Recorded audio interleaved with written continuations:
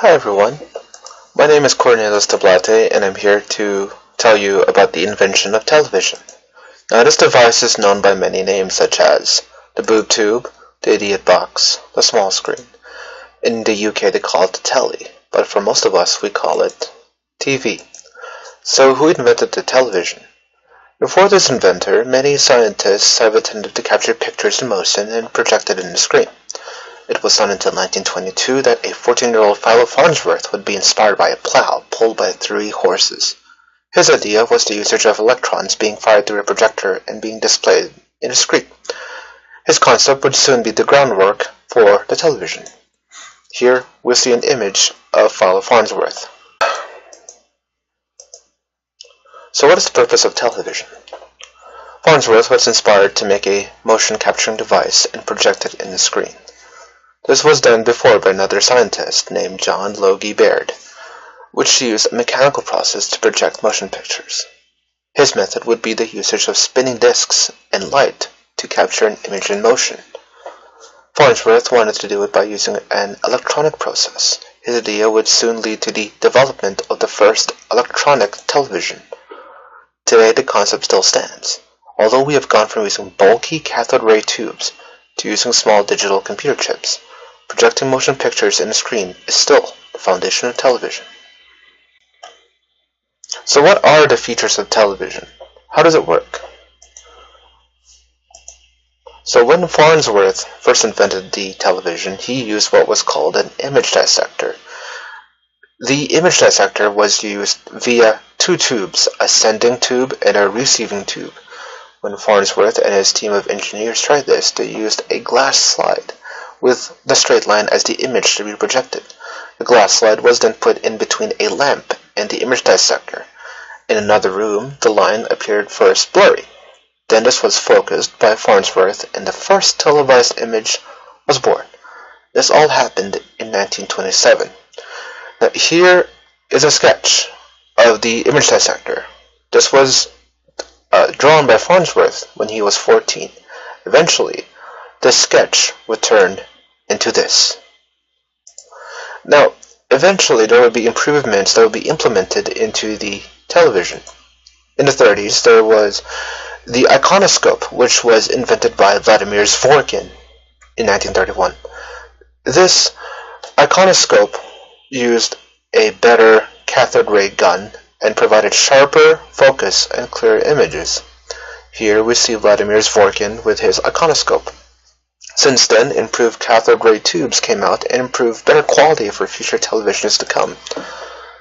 Today, modern televisions use computer chips such as the charge coupled device or the complementary metal oxide semiconductor. These are used to show a higher definition of the videos we see today. Here's an example of the CCD, and here's an example of the CMOS. Now I'm going to show you the evolution of television. In the 1920s, when Farnsworth first began, this was his television. Here we see it made out of wood, and on his hand is his patented image dissector, and beside him would be a circular screen. Eventually, we would see television evolve into the box that we know today. From the 30s to the 70s, they were made out of metal and wood. Now, from the 90s to the 2000s, they would be made out of plastic. Now, from the 30s to the 2000s, they were still bulky. It wasn't until the 2000s, from the later on, that televisions would morph into bulky boxes to thin, almost wallpaper-like televisions. This was due to the integration of the computer chips that I mentioned before. So what are the benefits of television? Television has brought us knowledge throughout the world, or even out of this world in an instant. If it was not for television, we would not witness historical events such as the moon landing, political speeches, and tragic events. Mainly, television has brought us entertainment. If it was not for television, we wouldn't have programs that would have made us laugh, cry, think, and enjoy. Television has also brought people together. The programs that have been broadcasted has invoked many discussions and debates about what they saw in television.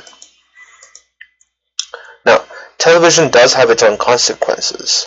It has been known that constant watching of television has been linked to the surge of obesity that has been plaguing this country. This is due to prolonged amount of sitting whilst watching TV and inactivity. Another reason would be the commercials that are being broadcasted. Some of these commercials advertise foods that are high in calories and low in essential nutrients. These can influence the buyers to purchase these products and consume it. Another impact of television would be the permanent change of culture. An example would be the Kingdom of Bhutan. Up until 1990, the Kingdom of Bhutan was one of the last kingdoms to not be influenced by Western culture.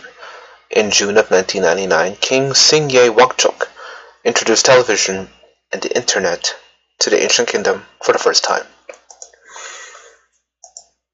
Since then, many Bhutanese have been exposed to Western cultures that were shown in their individual screens. This in turn made many Bhutanese aggressive consumerists, just like their Western counterparts. Although this was consequential, this has made the once isolated Bhutanese aware of the world and recognize the value of their country even more. One Bhutanese stated, "My God, we didn't know that we were living in a peaceful country. There seems to be violence and crime everywhere in the world." So in conclusion, the television was invented to project a picture in motion onto a screen. This concept was made into reality by Philo Farnsworth in 1922. Since then, many improvements have been used to make the electronic television practical and show a clearer image. Although television brought in many consequences, such as cultural assimilation and obesity, it has brought in instant information that would have otherwise been delayed by days or weeks.